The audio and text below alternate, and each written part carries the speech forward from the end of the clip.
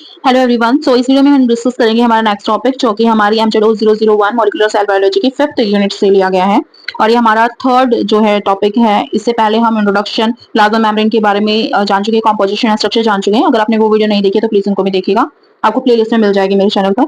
और चैनल को please subscribe कर लीजिएगा, बेल आइकन को प्रेस कर लीजिएगा ताकि आने वाली सारी वीडियोस की नोटिफिकेशन आपको मिलती रहे। तो अभी स्टडी करते हैं various models of for the structure of cell membrane की सेल मेम्ब्रेन के लिए हमें कौन कौन से मॉडल्स हमें मिले हैं। बहुत सारे मॉडल्स हमें मिले हुए हैं, तो उनके बारे में जानेंगे कि कौन कौन से मॉडल्स हैं। तो देखिए हमें बताया गया है ये, और ये जो बुक मैंने यहाँ पे यूज किया है ये हमारे इग्नू की ही बुक है। MSc जूलॉजी का जो फर्स्ट पेपर है एमसीएच 001 मॉलिक्यूलर सेल बायोलॉजी, इसी की बुक को मैं यहाँ पे रेफर कर रही हूँ। तो देखते हैं। Plasma membrane was discovered by Karl Nageli and Cramer in 1885। तो ऐसा माना जाता है कि जो प्लाज्मा मेम्ब्रेन की डिस्कवरी की गई थी ये कार्ल नागिली एंड क्रैमर ने की थी 1885 में। भी याद रखिएगा, आपसे 1 मार्क में कहीं पर भी पूछा जा सकता है। ये ज्यादातर चांसेस है आपके मेजो फॉलोइंग में, ठीक है। अगर आपको कॉलम से दिए जाते हैं और चीजें मैच करनी होंगी तो आपको पता होना चाहिए चीजें कि प्लाज्मा मेम्ब्रेन की डिस्कवरी जो है वो की थी कार्ल नागिली एंड क्रैमर ने 1885 में। द टर्म प्लाज्मा और cell membrane was proposed by Karl William Nageli. इनका कंप्लीट नाम है कार्ल विलियम नागेली, ठीक है। The first wireless accepted model of the plasma membrane structure was given by Hugh Davson and James Daniel in 1935। तो सबसे ज्यादा wireless एप्टेड जो model है हमारा वो हमें जेम्स डेनियली एंड ये दो साइंटिस्ट से ह्यूज, या फिर इसको हम हुग हुग डेवजन भी बोल सकते हैं, हुग Davson and James डेनियली Daniel in 1935 में ये दो साइंटिस्ट थे जिन्होंने हमें प्लाज्मा मेम्ब्रेन का एक वायरलेस एप्टेड मॉडल भी दिया था, जिसको वायरलेस एप्टेड मॉडल का मतलब होता है कि जो बहुत बड़े एरिया में सेप्टेड हुआ है, माना गया है, जिसको जाना गया है, माना गया है। The membrane structure appeared like a sandwich. और ये जो मेम्ब्रेन स्ट्रक्चर है जो इन्होंने दिया है ये एक सैंडविच की तरह दिखाई देता है, ये इन्होंने बताया था हुक डेजन एंड जेम्स डैनियल ने 1935 में। ये डाटा याद रखिएगा, 1935 में। यहाँ पर 1885 में बताया गया था, जो डिस्कवर्ड किया गया था कार्ल नेगिली ने, ठीक है। तो इंपॉर्टेंट है ये। Electron microscopy study suggested that two layers of lipids make up the core of plasma membrane। तो इलेक्ट्रॉन माइक्रोस्कोपी से स्टडी करने के बाद ये पता लगा था कि 2 layers of लिपिड्स की 2 लेयर्स जो है मिलकर के कोर बनाती है, प्लाज्मा मेम्ब्रेन का कोर बनाती है। तो मतलब मेनली जो है लिपिड की 2 लेयर्स होती हैं जो मिलकर के प्लाज्मा मेम्ब्रेन को बनाती है। Researchers propose several models to explain the structural organisation of the cell membrane. और कुछ रिसर्चर्स ने जो है बाद में प्रपोज किया, कुछ मॉडल्स को बताया इसके स्ट्रक्चर को बताने के लिए या इसकी ऑर्गेनाइजेशन को बताने के लिए। सेल मेम्ब्रेन की जो ऑर्गेनाइजेशन है, यानी कि ये तो पता लगा हमें कि लिपिड एक सैंडविच की तरह है जो ये स्ट्रक्चर दिखाई देता है, जो कि ह्यूग डेवजन एंड जेम्स डैनियल ने बताया था 1935 में। इसके बाद जो है हमें ये भी पता लगा कि ये जो है 2 लेयर्स होती हैं इसमें लिपिड्स की, जो कि मिलकर के प्लाज्मा मेम्ब्रेन का कोर बनाती हैं। अब बात ये आती है कि रिसर्चर्स ने जो प्रपोज किया था, तो कुछ मॉडल्स बताए थे रिसर्चर्स ने जो स्टडी कर रहे थे प्लाज्मा मेम्ब्रेन पर। उन्होंने एक्सप्लेन किया था स्ट्रक्चरल ऑर्गेनाइजेशन को सेल मेम्ब्रेन की according to lipid layer model proposed by Charles Ernest Overton, जो कि 1990 में दिया था। तो ये आपका जो एक मॉडल दिया गया था लिपिड लेयर का, लिपिड लेयर मॉडल जिसको बोला गया है, ये बताया था हमें चार्ल्स अर्नस्ट ओवरटन ने, ये 1990 में, ठीक है, 1990 में। The cell membrane is made up of layers of lipid. और उसने बताया गया था कि जो सेल मेम्ब्रेन है वो हमारा लिपिड्स की लेयर से मिलकर बना है, यानी कि लिपिड की लेयर से ही हमारी ये सेल मेम्ब्रेन बनी है। मेन जो चीज थी यहाँ पे ये हमें पता लगी थी कि इसमें लिपिड की लेयर्स होती हैं। Cholesterol and lecithin are the 2 main lipids. और इसमें जो लिपिड्स हैं, 2 जो मेन लिपिड्स हैं वो कोलेस्ट्रॉल एंड लेसिथिन है। अब इसमें भी याद रखिएगा कि लेयर ऑफ लिपिड तो बता दिया, लेकिन कौन कौन सी, कोलेस्ट्रॉल एंड लेसिथिन, ठीक है। तो ये हमारे 2 मेन लिपिड्स थे यहाँ पे प्लाज्मा मेम्ब्रेन को बनाने के लिए। The membrane was selectively permeable in nature as compound soluble in organic solvents enter the cells faster as compared to water soluble compounds। अब ये यहाँ पे ये बताया गया है कि जो आपकी प्लाज्मा मेम्ब्रेन है वो काफी ज्यादा selectively permeable है नेचर में, क्योंकि as compound soluble in organic solvents enter the cells faster as compared to water soluble compound। यानी कि वाटर soluble compound में एंटर करने की बजाय अगर वो ऑर्गेनिक सॉल्वेंट्स में एंटर करते हैं तो उसमें ये काफी ज्यादा सॉल्युबल है। Selective permeable in nature as compound soluble in organic solvent, क्योंकि इसके जो कंपाउंड्स होते हैं वो ऑर्गेनिक सॉल्वेंट्स में काफी जल्दी जो है सॉल्युबल होते हैं, घुल जाते हैं। एंटर द सेल्स फास्टर, और जो कि सेल्स के अंदर अच्छे से मतलब जल्दी फास्टर जो है एंटर करते हैं। जबकि अगर कंपेयर किया जाए वाटर सॉल्युबल कंपाउंड्स में तो उसके बजाय ये ज्यादा जल्दी सेलेक्टिवली परमेबल रहते हैं। इन 1925 आई होप कि आपको चीजें समझ आ रही होंगी। इन 1925 अब बात आती है 1925 की। E Gorter and F Grendel propose lipid bilayer. अब इन्होंने बताया था लिपिड बायलेयर के बारे में और biomolecular lipid model of plasma membrane, या इसको दूसरा नाम दिया गया है biomolecular lipid layer of plasma membrane. तो अगर आपसे पूछा जाए biomolecular lipid layer of plasma membrane किसने प्रपोज किया तो आप बताएंगे in 1925 E Gorter and F Grendel proposed the lipid bilayer. ठीक है, this model suggested the presence of two layers of lipids in the membrane. इस मॉडल ने ही हमें बताया था कि वहां पर दो लेयर्स होती हैं लिपिड्स की। प्लाज्मा मेम्ब्रेन में एक नहीं बल्कि दो लिपिड लेयर्स होती हैं। The hydrophilic head of lipid molecule face to outwards, इसमें उन्होंने बताया था कि जो हाइड्रोफिलिक हेड होता है लिपिड मॉलिक्यूल में, यानी कि लिपिड मॉलिक्यूल जो है उसमें दो एंड हैं, एक हाइड्रोफोबिक और एक हाइड्रोफिलिक। तो जो हाइड्रोफिलिक पोर्शन होता है, हेड होता है ये लिपिड का, लिपिड मॉलिक्यूल का, ये बाहर की तरफ होता है। जैसे ये सेल मेम्ब्रेन है तो ये बाहर की तरफ प्रेजेंट होगा सेल मेम्ब्रेन की। उसको इसके बारे में बताया गया था, ये हाइड्रोफिलिक होता है नेचर में।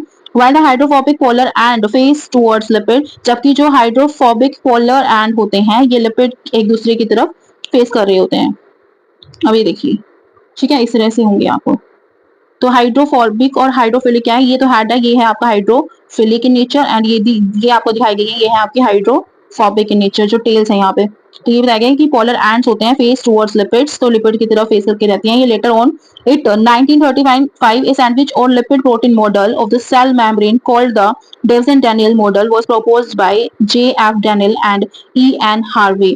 तो ये दो साइंटिस्ट हैं, J.F. Daniel and E.N. Harvey, इन्होंने एक जो है हमें प्लाज्मा मेम्ब्रेन का या सेल मेम्ब्रेन का एक मॉडल दिया था, जिसको, और ये दिया था 1935 में, जिसको नाम दिया था सैंडविच मॉडल या फिर लिपिड प्रोटीन मॉडल। अभी याद रखिएगा, जैसे हमारा सैंडविच होता है ना एक तरह से, इसी तरह से इसको नाम दिया गया है कि लिपिड प्रोटीन का बना हुआ मॉडल सैंडविच की तरह, और या फिर इसको सैंडविच भी बोल दिया जाता है, sandwich model of plasma membrane. ये दिया था 1935 में। अभी जो डाटा है ना ये याद रखिएगा आप, ठीक है, ये इंपॉर्टेंट है।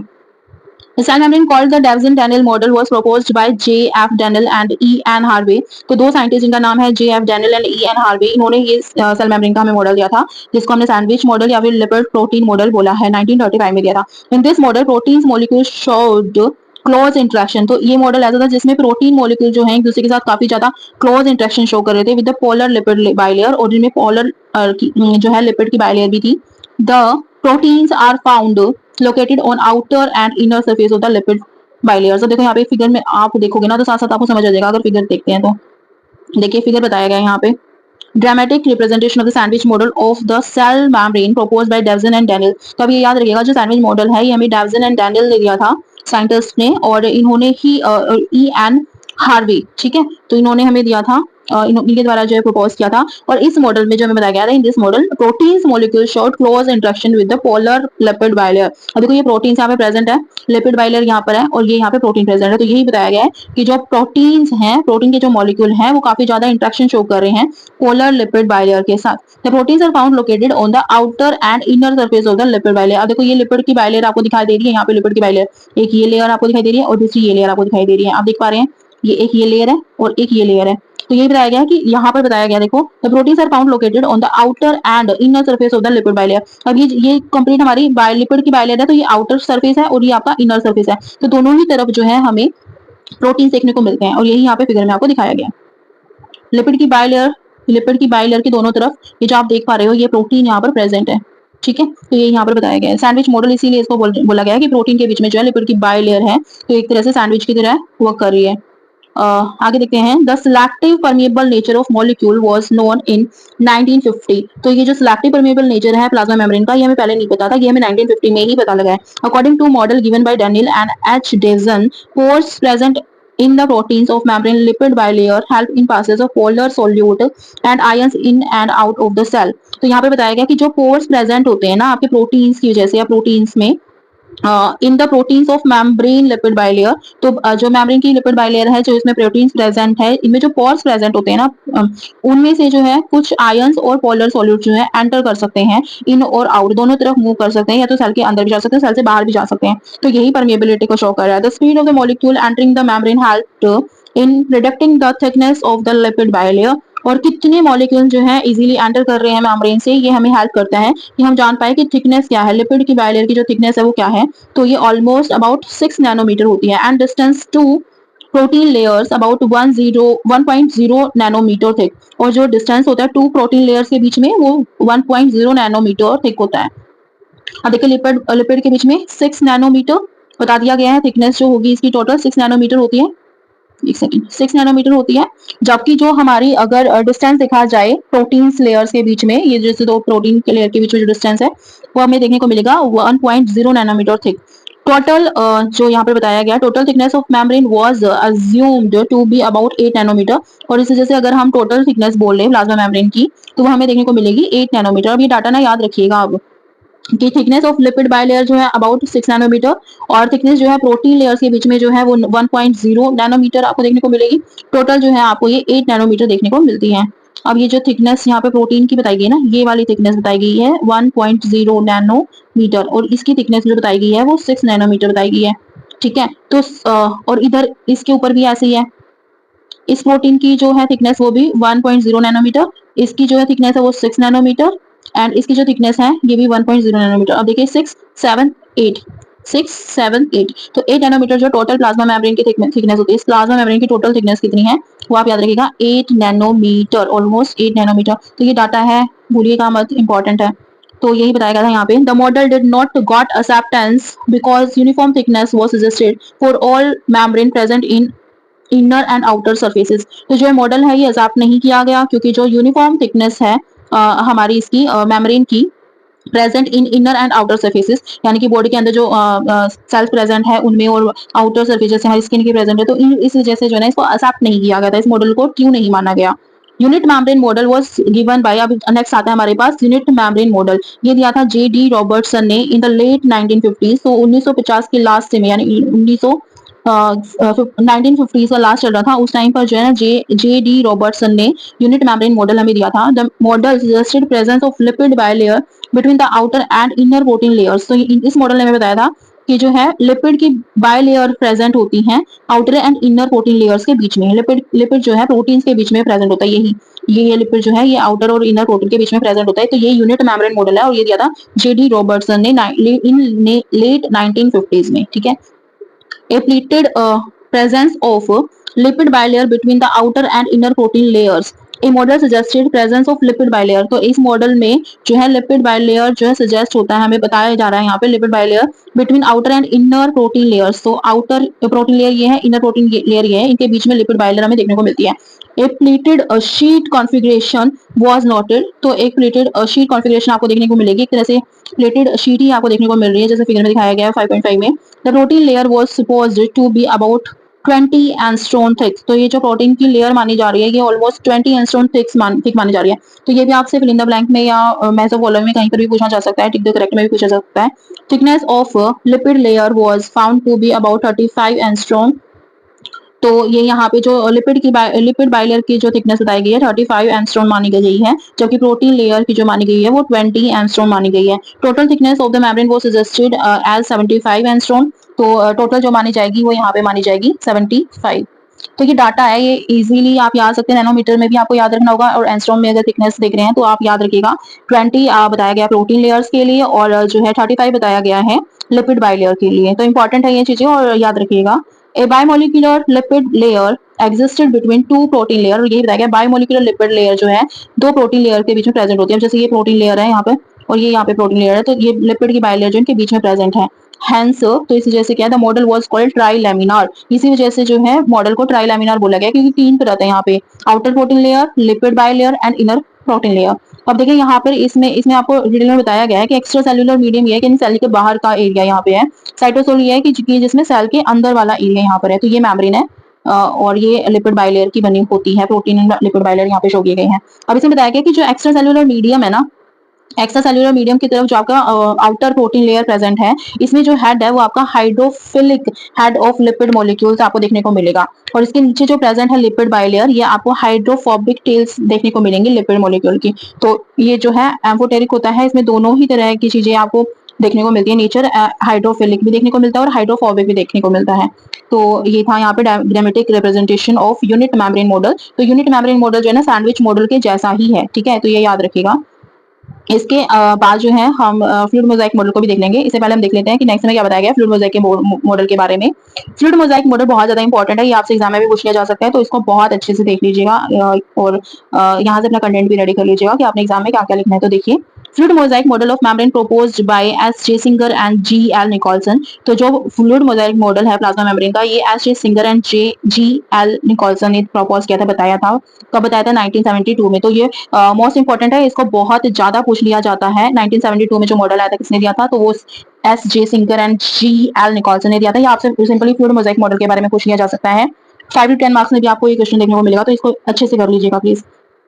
Showed presence of phospholipid, cholesterol, proteins and carbohydrates. तो ये एक ऐसा मॉडल था जिसमें प्रोटीन और लिपिड बाइलेयर के अलावा बहुत सारी चीजों के बारे में बताया गया है। यहाँ पे फॉस्फोलिपिड्स के बारे में बताया गया, कोलेस्ट्रॉल के बारे में बताया गया, प्रोटीन्स एंड कार्बोहाइड्रेट्स के बारे में भी मेंशन किया गया है। The portion of phospholipid, proteins and carbohydrates vary in different cell types. यहाँ पे बताया गया जो फॉस्फोलिपिड, प्रोटीन एंड कार्बोहाइड्रेट का जो पोर्शन है, जो रेशियो है, वो डिफरेंट होता है सेल टाइप के अकॉर्डिंग। यानी कि जिस तरह की सेल होगी उसी तरह का, उसी के अकॉर्डिंग जो है उनका रेशियो उनमें प्रेजेंट होगा, उसका प्रोपोर्शन उसमें प्रेजेंट होगा। The fluid character of membrane was due to lipid bilayer. अब जो फ्लूइड है कैरेक्टर ऑफ मेम्ब्रेन का, वो किस वजह से है? क्योंकि ये लिपिड बाइलेयर है, इस वजह से जो है फ्लूइड कैरेक्टर आपको देखने को मिलता है मेम्ब्रेन का। The lipid molecules of the bilayer move laterally within the plane of membrane। क्योंकि जो लिपिड के मॉलिक्यूल्स हैं वो बाइलेयर हैं और वो जो है मूव करते रहते हैं लेटरली एक दूसरे के ऊपर, ठीक है। और इसी वजह से ना एक तरह से उसमें फ्लूइडिटी लेकर आते हैं। The thickness of plasma membrane varies from 5 to 10 nanometre thick. तो यहाँ पे आपको थिकनेस बता दिया गया है फ्लूइड मोजाइक मॉडल में 5 to 10 नैनोमीटर थिक। इंपॉर्टेंट है, याद रखिएगा ये डाटा कि 5 to 10 नैनोमीटर थिक जो है कौन से मॉडल ने बताया है हमें इसकी थिकनेस प्लाज्मा मेम्ब्रेन की, तो ये हमें बताई है फ्लूइड मोजाइक मॉडल में। Protein molecules are found either attached to either side of the phospholipid bilayer, peripheral और extrinsic। तो यहाँ पे बताया गया जो प्रोटीन के मॉलिक्यूल्स होते हैं या तो आपको वो अटैच मिलेंगे, किसी भी दोनों साइड आपको देखने को मिलेंगे, आइदर साइड, दोनों साइड फोस्फोलिपिड बाइलेयर की। यानी कि सेम ही चीज है कि प्रोटीन के मॉलिक्यूल आपको बाइलेयर के दोनों तरफ आपको देखने को मिलेंगे, ठीक है। और inserted with in the lipid bilayer, या फिर आपको इंसर्टेड भी मिल सकते हैं, आपको लिपिड के बीच में भी आपको देखने को मिलेंगे। और देखो फ्लूइड मोजाइक मॉडल और जो ये यूनिट मेम्ब्रेन मॉडल है या जो आपका सैंडविच मॉडल है उनसे अलग क्यों? कि उसमें हमें ये नहीं बताया गया था कि जो प्रोटीन है वो लिपिड बाइलेयर के बीच में भी मिल सकते हैं हमें कहीं, ठीक है। लेकिन फ्लूइड मोजाइक मॉडल इसको अलाउ करता है, ये बताता है कि प्रोटीन आपको कहीं पर भी देखने को मिल सकते हैं, आपको साइड्स पे भी देखने को मिल सकते हैं फोस्फोलिपिड के, और वहां पर पेरिफेरल या फिर एक्सट्रिंसिक बोलेंगे इसको प्रोटीन अगर आपको देखने को मिलते हैं, ठीक है, पेरिफेरी पे या फिर साइड्स पर। और या फिर अगर आपको लिपिड बाइलेयर के बीच में भी देखने को मिल सकते हैं प्रोटीन, और उस टाइम आप उनको इंटीग्रल या फिर इंट्रिंसिक प्रोटीन्स कहेंगे। Integral proteins also known as channel और ट्रांस मेम्ब्रेन। तो जो इंटीग्रल प्रोटीन्स होते हैं या लिपिड बाइलेयर के बीच में जो आपको देखने को मिलेंगे उनको हम ट्रांस मेम्ब्रेन जो है बोल सकते हैं, और चैनल्स भी बोलते हैं उन प्रोटीन्स को। Help in the movement of selective ions from inside the cell and outside the cell. और इनका काम क्या होता है कि ये सिलेक्टिव आयंस को सेल के अंदर और सेल से बाहर जो है भेजने का काम करते हैं, एक तरह से पास आउट करने का, पास इन करने का काम करते हैं, एक तरह से मूवमेंट में हेल्प करते हैं कि ट्रांसफर किस तरह से होगा सेल के बाहर से अंदर, अंदर से बाहर, ठीक है, in and out. Extrinsic proteins behave as channels and pumps. जो एक्सट्रिंसिक प्रोटीन्स होते हैं प्लाज्मा मेम्ब्रेन में वो चैनल्स और पंप्स की तरह वर्क कर रहे होते हैं, एक्ट कर रहे होते हैं। Some integral proteins act as recognition protein. तो कुछ इंटीग्रल प्रोटीन्स ऐसे होते हैं जिनको रिकॉग्निशन प्रोटीन भी बोलते हैं या रिकॉग्निशन प्रोटीन्स की तरह भी एक्ट कर रहे होते हैं integral proteins, and easily get recognised by other cells. और दूसरी सेल्स के द्वारा इजीली रिकॉग्नाइज कर लिए जाते हैं। Specific molecule bind to receptor and transfer ions out of the cell. तो इसमें क्या होता है कि स्पेसिफिक कोई मॉलिक्यूल जो है रिसेप्टर्स के साथ आकर के बाइंड कर जाता है, जुड़ जाता है, और ये आयंस को ट्रांसफर कर देता है, सेल से बाहर कर देता है। तो यहाँ पे कौन चाहिए? यहाँ पे स्पेसिफिक मॉलिक्यूल चाहिए होता है रिसेप्टर्स के साथ, ठीक है। The binding of the receptor includes a chemical reaction within the cell. तो जो ये बाइंडिंग होती है यानी कि रिसेप्टर जो है वो किस तरह से बाइंड करता है, तो ये केमिकल रिएक्शन होती है जिसकी वजह से जो है ये बाइंड करता है। इसके अंदर ये बताया गया ना, स्पेसिफिक मॉलिक्यूल जो है बाइंड कर जाता है रिसेप्टर के साथ ताकि वो जो है आयंस को ट्रांसफर कर सके सेल से बाहर, ठीक है। तो इसके लिए क्या होता है कि binding of the receptor includes a chemical reaction. तो यहाँ पे केमिकल रिएक्शन होती है जब ये बाइंड कर रहा होता है। Presence of alpha helical transmembrane segments in proteins was proposed by Unwin and Henderson in 1917। तो ये जो प्रपोज किया था अल्फा हेलिकल ट्रांसमेम्ब्रेन सेगमेंट, ये इन्होंने दिया था जिनका नाम है अनविन एंड हेंडरसन in 1970 में दिया था। These segments help in attachment of protein to the membrane and their placement within the lipid bilayer। तो ये जो सेगमेंट है आपको ट्रांसमेम्ब्रेन सेगमेंट आपको यहाँ पे देखने को मिलते हैं, ये हेल्प करते हैं प्रोटीन्स को ताकि ये मेम्ब्रेन में जो है एक तरह से प्लेसमेंट कर सके लिपिड बाइलेयर के अंदर, ठीक है। तो ये सेगमेंट्स ही हेल्प करती होते हैं क्योंकि केमिकल रिएक्शन चाहिए होती है ना हमें बाइंड कराने के लिए। तो केमिकल रिएक्शन में जो है अल्फा हेलिकल ट्रांसमेम्ब्रेन सेगमेंट्स देखने को मिलते हैं प्रोटीन में, और ये जो है दिए थे ये अनविन एंड हेंडरसन ने प्रपोज किए थे, बताए थे, इनको इंट्रोड्यूस किया था। और जो ये सेगमेंट्स होते हैं ट्रांसमेम्ब्रेन सेगमेंट्स होते हैं जो ये हेल्प करते हैं अटैचमेंट में। प्रोटीन जो है अटैच होता है मेम्ब्रेन के साथ, ठीक है, लिपिड बाइलेयर के अंदर। Transmembrane segment present in or near the polar surfaces of the membrane join the short loops of the hydrophilic proteins. तो जो ट्रांसमेम्ब्रेन सेगमेंट्स होते हैं ये अब हाइड्रोफिलिक प्रोटीन्स को ज्वाइन कर लेते हैं, इनके शॉर्ट लूप्स को ज्वाइन कर लेते हैं पोलर सर्फेसेस पर। The proteins are also found embedded in the lipid bilayer। तो आप यही बताया गया कि प्रोटीन जो है आपको लिपिड बाइलेयर के बीच में भी एम्बेडेड आपको देखने को मिलती है। देखो अभी जैसे इस फिगर में आपको दिखाया गया है, तो ये जो प्रोटीन है ये लिपिड बाइलेयर के बीच में आपको एम्बेडेड दिखाई दे रही है। ठीक है, ये जो लिपिड की बाइलेयर है इसके बीच में आपको दिखाई दे रहे हैं प्रोटीन्स यहाँ पर। The positioning and integration of the proteins in the membrane is assisted by lipid। तो ये जो पोजीशन इनको दी जाती है ये लिपिड की वजह से दी जाती है। लिपिड इनको हेल्प करती है कि पोजीशन ले सके प्रोटीन्स इनके बीच में, लिपिड बाइलेयर के बीच में, और इंटीग्रेशन कर सके। ठीक है, तो ये इंटीग्रेशन एंड पोजीशनिंग जो होती है प्रोटीन की लिपिड बाइलेयर के अंदर, ये लिपिड्स की वजह से ही होती है। जो लिपिड की बाइलेयर है इसी की वजह से होते हैं। Lipids also play a role in assembly and stabilisation of oligomeric and multi subunit complexes. तो ये जो है ये असेंबली में जो है इंपॉर्टेंट रोल करते हैं जो लिपिड्स होते हैं, और ये oligomeric and multi subunit complexes में भी जो है स्टेबलाइजेशन का काम करते हैं। The function of the membrane is regulated by interaction of protein and lipids. तो ये जो मेम्ब्रेन का जो फंक्शन है ये किस तरह से रेगुलेट किया जाता है, तो interaction of protein and lipid, जो ये प्रोटीन्स प्रेजेंट है यहाँ पे, इनका इंटरेक्शन फोस्फोलिपिड्स के साथ क्या है या लिपिड्स के साथ क्या है, इसकी वजह से फंक्शन जो रेगुलेट होता है प्लाज्मा मेम्ब्रेन का। This interaction help in diffusion. और ये जो इंटरेक्शन है प्रोटीन का और फोस्फोलिपिड बाइलेयर का या लिपिड्स का, इसी की वजह से डिफ्यूजन पॉसिबल है। मैंने आपको इसमें जो आपको बताया गया है कि जो ये प्रोटीन्स होते हैं ना यही पास आउट करते हैं, पास इन एंड पास आउट करते हैं आयंस को। ठीक है, ये सिलेक्टिवली परमेबल बनाते हैं हमारी प्लाज्मा मेम्ब्रेन को। तो यही बताया गया है जो इंटरेक्शन आपको देखने को मिलता है लिपिड और प्रोटीन्स का, ये डिफ्यूजन में हेल्प करता है, असिस्ट इन स्ट्रक्चरल रीअरेंजमेंट। और ये जो है असिस्ट करता है, हेल्प करता है इसकी स्ट्रक्चरल रीअरेंजमेंट में। ये जो स्ट्रक्चर है आपको देखने को मिलेगा इसका मेम्ब्रेन का, प्लाज्मा मेम्ब्रेन का, इसमें भी असिस्ट करता है हमारा। तो असेंबली ऑफ प्रोटीन की असेंबली में एंड स्ट्रक्चरल स्टेबिलिटी, और स्ट्रक्चर की स्टेबिलिटी को बनाए रखता है प्लाज्मा मेम्ब्रेन की स्ट्रक्चर को, और इसकी स्टेबिलिटी को बनाए रखता है। फंक्शनिंग ऑफ द मेम्ब्रेन की फंक्शनिंग को भी जो है रेगुलेट करने का काम करता है। तो ये बताया गया यहाँ पे कि जो इंटरेक्शन है प्रोटीन और लिपिड्स का हमारे प्लाज्मा मेम्ब्रेन की, ये जो फॉस्फोलिपिड बाइलेयर है, तो ये काफी ज्यादा इंपॉर्टेंट है। और इस इंटरेक्शन की वजह से ही जो है बहुत सारे फंक्शन होते हैं, रीअरेंजमेंट होती है, स्ट्रक्चरल रीअरेंजमेंट होती है प्लाज्मा मेम्ब्रेन की। इसके अलावा प्रोटीन की असेंबली जो है इस वजह से हो पाती है क्योंकि इनके बीच में इंटरेक्शन होता है लिपिड और प्रोटीन्स के बीच में, और स्ट्रक्चरल स्टेबिलिटी को बनाए रखने में भी काफी ज्यादा हेल्पफुल होते हैं कि जो ये प्लाज्मा मेम्ब्रेन की स्ट्रक्चरल स्टेबिलिटी है ये इनके इंटरेक्शन की वजह से होती है, प्रोटीन एंड फोस्फोलिपिड बाइलेयर के इंटरेक्शन की वजह से होती है। इसके अलावा जो मेम्ब्रेन का फंक्शन है तो ये सिलेक्टिवली परमेबल है, तो इसमें भी काफी ज्यादा हेल्प करती हैं प्रोटीन्स, जो रिलेशन होता है जिनका इनका डायरेक्ट रिलेशन होता है लिपिड्स के साथ या फोस्फोलिपिड की बाइलेयर के साथ। तो यहाँ पर एक आपको फिगर दिखा दिया गया है। अगर आपसे फ्लूइड मोज़ेक मॉडल आपसे पूछ लिया जाए तो आप ये आप बना सकते हैं। ठीक है, सिंगर एंड निकोलसन का अगर आपसे मॉडल पूछ लिया जाए, किसी भी नाम से पूछ लिया जा सकता है, तो आप ये याद रखिएगा ये मॉडल आप वहाँ पे बना सकते हैं। एक रफ मॉडल बना दीजिएगा क्योंकि बिल्कुल एग्जैक्ट तो आप नहीं बना पाएंगे क्योंकि इतना टाइम भी हमें नहीं मिलेगा एग्जाम टाइम में। तो एक रफ मॉडल आप एक रफ आइडिया दे सकते हैं और ये नेमिंग जो है वहाँ पे कर सकते हैं। ग्लाइकोप्रोटीन में क्या होता है, प्रोटीन विद कार्बोहाइड्रेट। अगर प्रोटीन जो कार्बोहाइड्रेट के साथ अटैच होंगे तो ग्लाइकोप्रोटीन रहेंगे, हम जानते हैं। और जो अगर लिपिड्स के साथ कार्बोहाइड्रेट्स अटैच होंगे तो आप वो हमारे ग्लाइकोलिपिड बनाएंगे। इसके अलावा इंटीग्रेटेड प्रोटीन जो होते हैं उनको हम अल्फा हेलिक्स बोलते हैं, ये आपको दिखा दिया गया है, बता दिया गया है। इसके अलावा प्रोटीन्स के चैनल प्रेजेंट होते हैं। कोलेस्ट्रॉल आपको देखने को मिलेगा लिपिड्स के बीच में, आपको देखने को मिलेगा ये बॉक्सेस में ग्रीन ग्रीन आपको देखने को मिलेगा, तो ये आपको कोलेस्ट्रॉल बता दिया गया है। इंटीग्रेटेड मेम्ब्रेन प्रोटीन आपको दिखा दिया गया है, किस तरह से आप शो कर सकते हैं। पेरिफेरल मेम्ब्रेन प्रोटीन अब इस तरह से, अब देखिए ये लिपिड ये की जो बाइलेयर है ना, तो ये एक ही तरफ की उसको क्रॉस कर पा रहा है ये प्रोटीन, ऐसा जो होगा ना वो पेरिफेरल मेम्ब्रेन प्रोटीन कहा जाएगा। और जो लिपिड की बाइलेयर जो है इसको फोस्फोलिपिड की दोनों को क्रॉस कर जाए तो उसको हम क्या कहेंगे, दोनों को अगर क्रॉस कर जाता है, हेड्स को भी क्रॉस कर जाता है तो उसको इंटीग्रेटेड मेम्ब्रेन प्रोटीन कहेंगे। ठीक है, और हेड को क्रॉस नहीं करता है लेकिन लिस्ट को कर जाता है तो ये चैनल प्रोटीन होगा। तो ये डिफरेंसेस होते हैं, तो ये याद रखिएगा अच्छे से। ये फ्लूइड मोज़ेक मॉडल था प्लाज्मा मेम्ब्रेन का। नेक्स्ट हमें बताया गया proteins also assist in attachment of the membrane to cytoskeletal fibres. जो प्रोटीन्स होते हैं वो काफी ज्यादा हेल्प करते हैं कि मेम्ब्रेन में जो है अटैचमेंट हो सके साइटोस्केलेटल फाइबर्स की इनसाइड द मेम्ब्रेन, यानी कि मेम्ब्रेन के अंदर जो साइटोस्केलेटल फाइबर्स होते हैं उनकी अटैचमेंट में भी प्रोटीन काफी ज्यादा हेल्प करते हैं। The proteins present at the periphery of the membrane, proteins जो पेरिफेरी पर प्रेजेंट होते हैं मेम्ब्रेन की, bind element of the extracellular matrix, वो जोड़ करके रखते हैं एलिमेंट्स को एक्स्ट्रासेल्युलर मैट्रिक्स के साथ या फिर एक्स्ट्रासेल्युलर मैट्रिक्स के एलिमेंट्स को जोड़ करके रखने का काम करते हैं। Carbohydrates are found attached to lipid और protein on the outer surface of the membrane. जो कार्बोहाइड्रेट्स हैं वो आपको देखने को मिलेंगे कि वो अटैच होते हैं लिपिड और प्रोटीन्स के साथ। ठीक है, outer surface of the membrane, membrane के आउटर सरफेस पे जो है लिपिड और प्रोटीन्स के साथ आपको कार्बोहाइड्रेट्स अटैच देखने को मिलेंगे। The selective nature of the plasma membrane is maintained by carbohydrate complexes. तो जो सिलेक्टिव नेचर है कि चीजों को जो सिलेक्टिवली इन एंड आउट कर सकते हैं सेल के अंदर, जो ये नेचर होता है प्लाज्मा मेम्ब्रेन का, ये मेंटेन होता है कार्बोहाइड्रेट कॉम्प्लेक्सेस की वजह से ही। They assist in binding of the required substances in the extracellular fluid. तो ये हेल्प करते हैं, असिस्ट करते हैं, एक तरह से हेल्प करते हैं कि बाइंडिंग हो सके, जुड़ सके चीजें, रिक्वायर्ड सब्सटेंसेस जो है एक्स्ट्रासेल्युलर फ्लूइड के साथ जुड़ सके।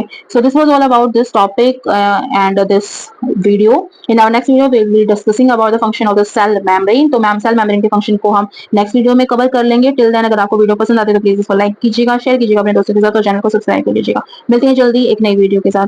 Till then take care, bye bye, and thank you so much for watching. Thank you.